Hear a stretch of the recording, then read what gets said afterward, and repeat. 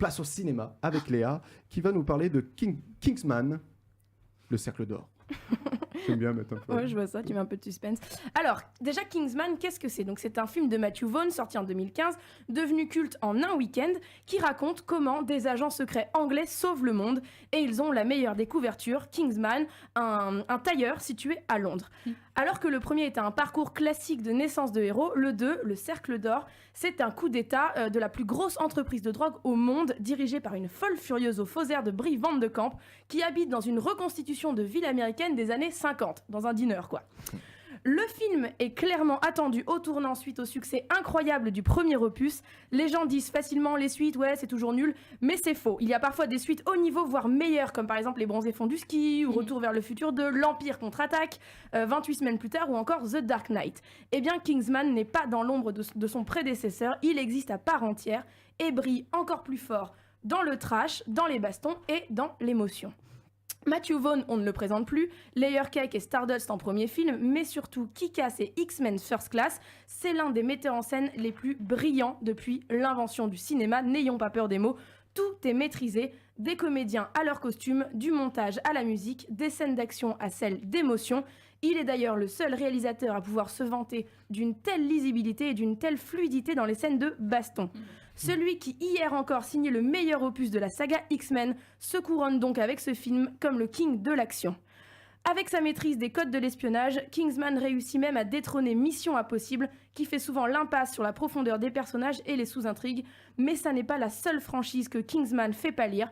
Avec son humour et son flegme so British, cette future trilogie réussit même à ringardiser James Bond.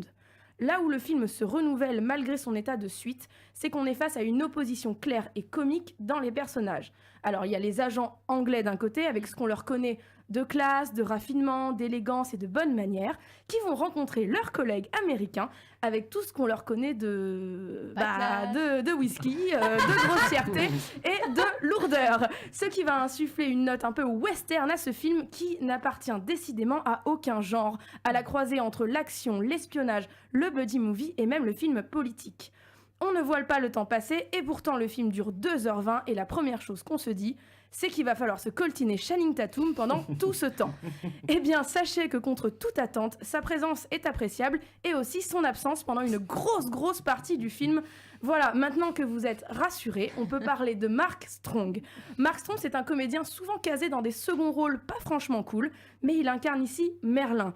Et donc, comme son nom l'indique, la bienveillance, la compétence, l'excellence même, la loyauté, la dignité et le prestige. Il est l'un des rares personnages à n'avoir aucun défaut sans pour autant nous agacer avec sa perfection. Plus effacé dans le premier film, il n'est plus le sidekick ici. Pour moi, c'est même le vrai héros.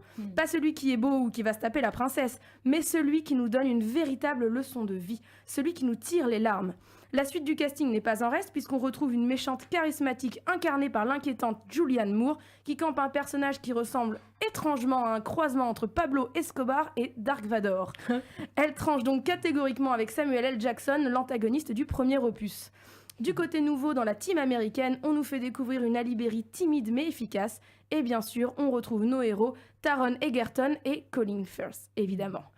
En bref, on n'a pas autant attendu un troisième film depuis Le Retour du Roi, c'est le renouveau du cinéma, c'est le renouveau aussi de la notion même de mise en scène, une folie croissante, une créativité sans limite, c'est trash, classe, pop et esthétique, ne cherchez plus, l'avenir du cinéma de divertissement, il est là et il est en or. Ouais.